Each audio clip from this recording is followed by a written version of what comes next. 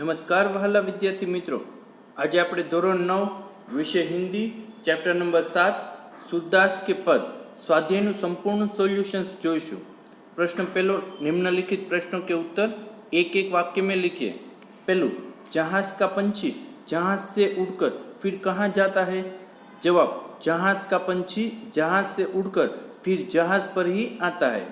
बीजू, सूरदास के मन मधुर को करीब फल क्यों नहीं भाता? जवाब, सूरदास के मन मधुर को करील फल नहीं भाता क्योंकि उसने कृष्ण भक्ति का अम्बुज रस चख लिया है। त्रीजू, सूर धन्य क्यों हुए? जवाब, सूर धन्य हुए क्योंकि उन्हें श्री कृष्ण की दुर्लभ छवि के दर्शन हो गए हैं। चौथू, बालकृष्ण के मुख पर किसका लेप किया हुआ है? जवाब, बालकृष्ण के मुख पर मक्खन का लेप किया हुआ है। प्रश्न 2, निम्नलिखित प्रश्नों के उत्तर 5-6 वाक्य में लिखिए। पहलू, सूरदास जी ने किन उदाहरणों द्वारा अपनी अनन्य भक्ति भावना प्रकट की है? जवाब, सूरदास जी कहते हैं कि मैं श्री कृष्ण रूपी जहाज का पंछी हूँ, मैं उन्हें छोड़कर और कहीं नहीं जा सकता। श्री कृष्ण की महिमा भूलकर मैं और किसी देवता का ध्यान नहीं कर सकता। श्री कृष्ण जैसी गंगा का जल मिलने के बाद मुझे कुएं का जल पीने की चाह नहीं है। मेरा मन मधुर कर श्री कृष्ण की भक्ति का अम्बुज रस चखने के बाद अन्य किसी रस की इच्छा नहीं रखता। मेरे प्रभु तो कामधेनु के समान है, उनको छोड़कर मैं बकरी का दूध दूहने क्यों दूं? इस प्रकार सूरदास जी ने विभिन्न उदाहरणों द्वारा अपनी भक्ति भावना प्रकट की है।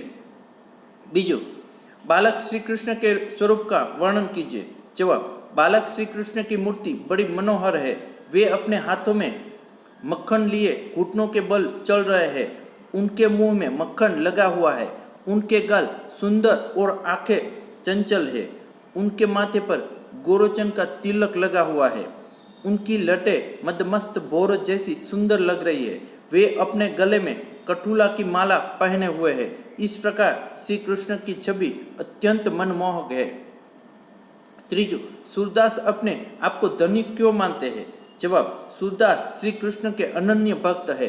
श्री कृष्ण के अतिरिक्त वे अनन्य किसी का ध्यान नहीं कर सकते। श्री कृष्ण की मनमोहक छवि सदा उनकी आंखों में बसी रहती है।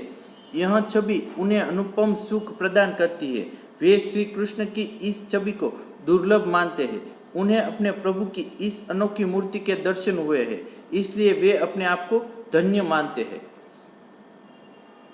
प्रश्न 3, निम्नलिखित शब्दों का तत्सम रूप लिखिए। जवाब, पहलू, अनंत तो अन्यत्र, पंछी तो पक्षी, महात्म तो महात्म, पियासो तो प्यासा, दुर्मति तो दुर्मति, लट तो केश गुच्छ, मधुही तो मध्य, केहरी तो केसरी। प्रश्न 4, निम्नलिखित शब्दों के पर्यायवाची शब्द लिखिए।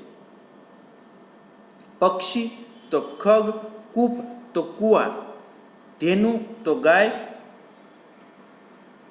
नवनीत तो मक्खन, कंठ तो गला, अम्बुज तो जलज, मधुकर तो भ्रमर, छेरी यानी बकरी, और लोचन तो नयन आँख। थैंक यू मित्रों।